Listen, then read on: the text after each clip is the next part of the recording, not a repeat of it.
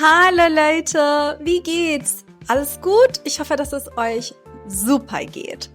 Also, in diesen Tagen ist es in Deutschland wirklich extrem heiß geworden.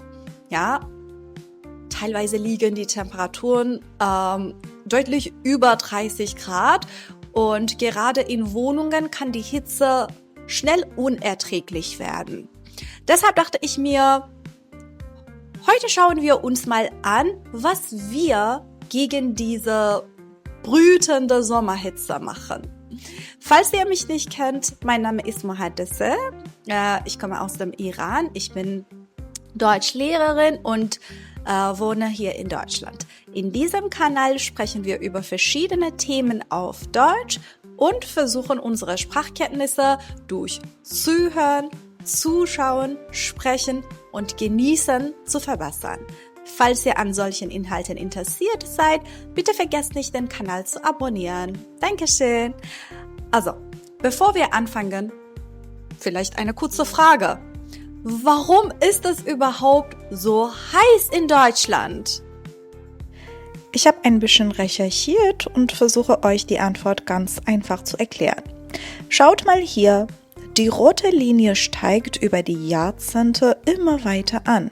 Das bedeutet, dass Deutschland heute im Durchschnitt deutlich wärmer ist als noch vor 100 Jahren.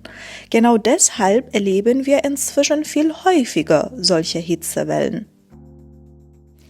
Deutschland war früher eigentlich kein Land, das für extreme Hitze bekannt war. Aber in den letzten Jahrzehnten hat sich das Klima deutlich verändert.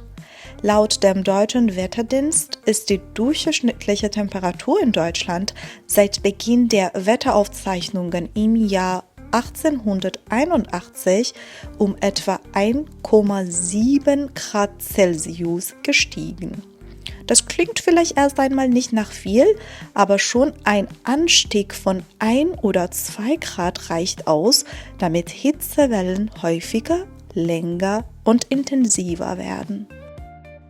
Kurz gesagt, Deutschland wird insgesamt wärmer und deshalb erleben wir deutlich häufiger solchen heißen Sommer als noch vor einigen Jahrzehnten. Aber es gibt auch eine andere wichtige Frage. Warum haben so viele Wohnungen in Deutschland keine Klimaanlage? Ganz einfach. Früher waren die Sommer hier deutlich kühler. Für viele Menschen war eine Klimaanlage deshalb lange Zeit unnötig. Außerdem sind Stromkosten relativ hoch und viele Häuser wurden nie für Klimaanlagen geplant. Deshalb setzen viele Menschen eher auf Rollläden, Ventilatoren und richtiges Lüften. Aber jetzt zeige ich euch, was wir persönlich machen, um diese Hitze besser auszuhalten. Als erstes schließe ich morgens früh, bevor die Sonne richtig stark wird, die Plissés an den Fenstern. So kommt deutlich weniger Wärme in die Wohnung. Ehrlich gesagt mache ich sie tagsüber manchmal trotzdem halb auf, denn man muss die Sonne hier auch ein bisschen genießen. In ein paar Monaten werden wir uns wahrscheinlich wieder nach ihr sehnen.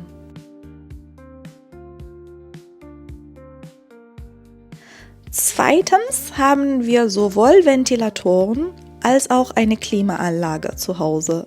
Den Ventilator benutze ich besonders gerne in die Küche beim Kochen, damit ich nicht komplett wegschmelze.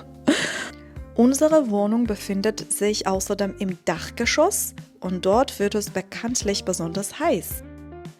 Das liegt daran, dass sich das Dach den ganzen Tag durch die Sonneneinstrahlung aufheizt und die Wärme direkt an die Wohnung darunter abgibt. Neulich habe ich ein lustiges Video im Internet gesehen, so hieß es. Alle Menschen, die im Dachgeschoss wohnen, sollen ihre Fenster bitte schließen, damit die ganze Stadt noch nicht wärmer wird. Ehrlich gesagt fühlt sich unsere Wohnung manchmal wirklich wie ein Backofen an.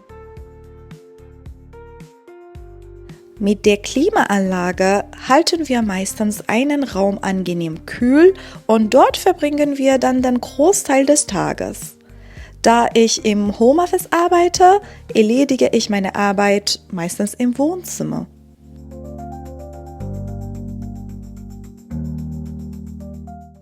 Wenn ich nach draußen muss, zum Beispiel zum Einkaufen oder zum Gassi gehen mit unserer Hündin, nehme ich immer ausreichend Wasser mit.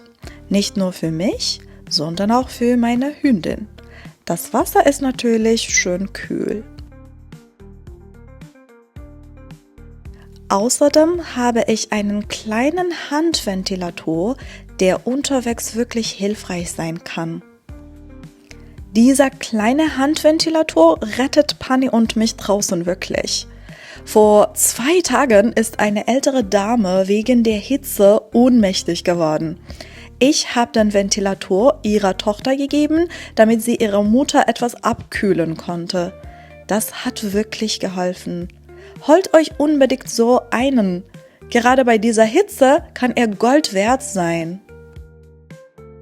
Die meisten öffentlichen Verkehrsmittel in Deutschland haben zwar eine Klimaanlage, aber leider funktioniert sie nicht immer. Und wenn sie ausfällt, kann eine Bus- oder Bahnfahrt schnell zur Herausforderung werden. Deshalb versuche ich, möglichst wenig in der größten Hitze unterwegs zu sein. Besonders wenn man einen Hund hat, sollte man vorsichtig sein.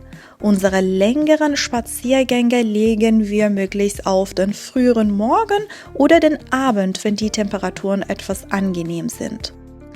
Ein weiterer Tipp: Kalte Duschen helfen wirklich sehr dabei, den Körper abzukühlen. Gerade an besonders heißen Tagen dusche ich manchmal mehrmals kurz am Tag. Und natürlich versuchen wir sehr viel zu trinken. Ausreichend Wasser ist bei diesen Temperaturen unglaublich wichtig. So verhindern wir, dass wir dehydrieren, und kaltes Wasser hilft zusätzlich dabei, den Körper etwas herunterzukühlen.